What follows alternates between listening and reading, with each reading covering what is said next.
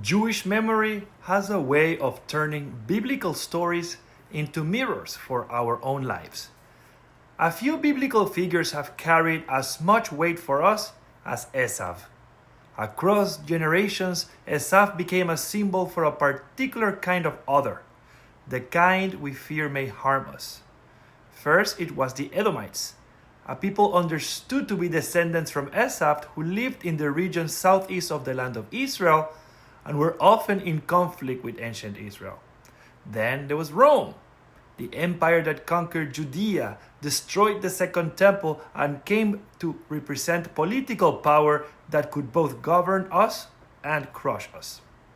Later it became a symbol of Christendom, the Christian societies of Europe in which Jews lived for centuries, sometimes tolerated, sometimes persecuted, always navigating our place as a minority.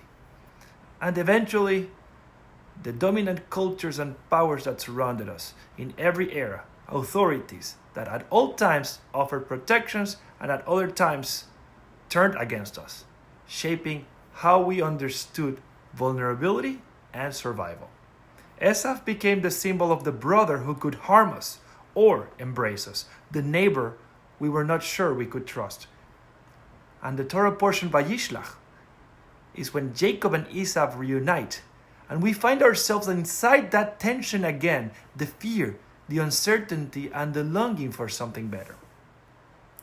The Midrash, found in Bereshit Rabbah and also quoted by Rashi, notices the strange dots placed over the word "and he kissed" by Shakehu, and wonders whether that kiss was truly sincere. Some sages teach that Esav ran toward Jacob not out of love, but intending to bite him. And in that instant, Jacob's neck miraculously turned to marble, so that Esav's teeth struck stone. Jacob wept from the pressure and Esav from the pain. Rashi brings this view, noting that the dotted words hints at that tension, while he also notices another opinion that in that moment, Esav was overcome with true compassion and that the kiss was genuine. The Midrash holds both possibilities at once, an embrace that contains the potential for violence and at the same time the possibility of reconciliation. Two emotional truths living in a single moment. Our sages were wrestling with the same questions we wrestle with. Can the broken brother ever be trusted? And can there ever be real reconciliation? Last week, I was invited to the National Mayor's Summit Against Anti-Semitism with the privilege of offering the opening remarks and a blessing in the name of Jews from New Orleans and all around the country. The moment I arrived and I stepped out of my car, I heard the sounds of drums pounding. There were protesters gathered outside, shouting and chanting words soaked in the oldest anti-Semitic hatred. They had signs with dead babies. Zionism equals racism. From the river to the sea. It was ugly. It was loud, and it was meant to intimidate. And for a moment, I felt that same heaviness that so many of our people feel today. The fear, the exhaustion, the question that keeps rising in Jewish hearts. Are we safe? But then I stepped inside Gallier Hall, and the contrast was overwhelming. Inside that room were more than hundreds of municipal leaders, mayors, city officials, and public servants from every background, every region, every political identity. And these were not Jewish leaders. They were civic leaders. People who showed up because they believe the safety and dignity of the Jewish people is not only a Jewish issue. It is a human issue. It's a moral issue. As I looked around that room, I remembered something that truthfully sometimes I forget. There are more good people than enemies, but the enemies are louder. They bang drums, they chant, they fill social media with venom, and because of their noise, we can forget the steady work of decent and courageous people, the ones who quietly show up to be our allies. I do not want to sound like Neville Chamberlain, promising peace in our time, I am not naive. I'm not Pollyannish. I do not believe that anti-Semitism will be solved by a gathering of politicians and policymakers. But I did feel a reassurance, a reminder that our situation is not only defined by hostility. During that opening night of the summit, some speakers shared their stories. One judge spoke of his grandparents, how they survived the Holocaust. A local Jewish family here in New Orleans described how their home had been vandalized last year.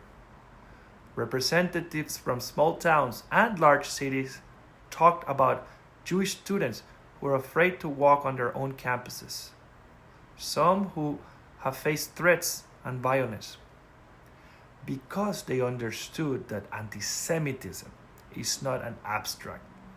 It lands in a very human lives. And they came because they refused to be like Edom in last week's Haftarah from the prophet Obadiah. He warns Edom, Esav's descendants, because they stood by when Israel was attacked. They failed the test of brotherhood. They chose silence or worse when they were needed most. And so these mayors, these leaders, these servants and policymakers from all around the country refused to stand aside on the day of distress. They came to show up, to learn, to protect, to lead and to do better. They chose to embrace. They chose to stand with us. One of the speakers, a judge, reminded us that all authoritarian systems begin when judges give legal cover to discrimination. He spoke about how, at the Nuremberg trials, judges who were put on trial later claimed that they were only following the law. His point was clear, that the law can be twisted unless people of conscience insist on justice. It was a reminder that vigilance is essential and that allies matter, especially those who stand guard over the integrity of the legal system. Jewish history has known many of these catastrophic moments. After Edom became Rome, which destroyed the temple and Jewish sovereignty. After Rome became the church, which for centuries turned theological differences into persecution. By the time we reached the Holocaust, Esav had become a name for every power that raised a hand against us. And yet, our Torah portion insists that reconciliation is possible. It insists that there can be an embrace. Even if Jacob braces himself for the worst, even if he approaches with fear and caution, there is still the possibility that the other side will choose humanity. Esav ran towards Jacob and embraced him. Esav kissed him. And then Jacob says something remarkable. He says, "To see your face is like seeing the face of God." What does that mean? It means Jacob suddenly remembered that the world is not only filled with enemies, that sometimes across the fear and the history and the expectation of hurt, another person can still choose to be a brother or a sister. We take vigilance because the Midrash is right. Sometimes the kiss hides the bite. But we also take hope because our Torah insists that the story of brothers does not have to end in violence. It can end in an embrace. It can end in partnership and in peace. Esav is not just a symbol of danger. Esav is a brother, and even after generations of distance, it is possible to meet again. So may we walk in the world like Jacob, careful, courageous, prepared for danger, but open for blessings. And may we learn in our time to turn fear into partnership and partnership into a new kind of embrace. Because if the world is going to change, if anti-Semitism or any other type of discrimination against another group is going to be fought and defeated, it will be because brothers and sisters decided to see the face of God in each other again.